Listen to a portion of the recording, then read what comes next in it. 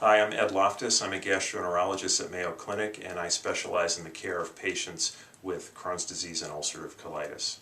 And I'm here to talk to you today about a recent announcement by the Food and Drug Administration of the United States, or the FDA. They announced in September or early October that there'll be a new drug available for treatment of ulcerative colitis. And this is actually a foam. It's a foam with a drug called budesonide. Budesonide is a type of a steroid. The way budesonide is metabolized, most of it that gets absorbed through the liver gets inactivated the first time through the liver. So not much of the active metabolites actually make it out to the bloodstream, and therefore it has fewer steroid-related side effects. So this is administered as a rectal foam, so it's sort of like an enema, but not really. Foam is often easier to retain. If you think about a really inflamed rectum or colon, it might not be happy with having liquid instilled in it, whereas a foam might be more tolerable.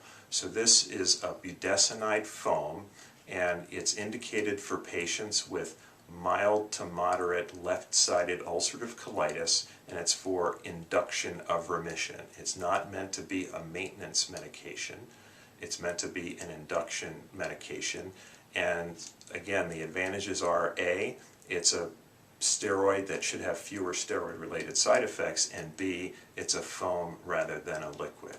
So the approval was based on 2 phase 3 studies that were performed. These studies have not been fully published as articles, but they've been presented at national gastroenterology meetings. And combined, the 2 studies looked at over 500 patients with mildly to moderately active left-sided ulcerative colitis, and they either received the foam or a placebo. And the way this was done is the first 2 weeks of the study, they received the study treatment twice a day, and then for the next 4 weeks they received the study treatment once a day. And they defined remission as a modified Mayo score. This is complicated, but the rectal bleeding score was 0.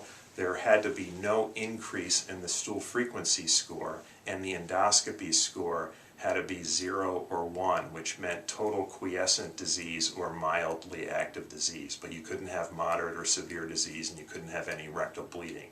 So not maybe the most rigorous definition of remission, but also a reasonable one, and one that seems clinically relevant. At the end of the study, the patients who were treated with the budesonide foam had a remission rate of between 38 and 44%, depending on the clinical trial. The patients who received the placebo foam had a remission rate at the end of 6 weeks of between 22 and 25%, and these results were statistically significant. So again, these articles aren't fully published yet. This foam should be commercially available any week or month now, and we're looking forward to another treatment option for our patients with ulcerative colitis. Thank you.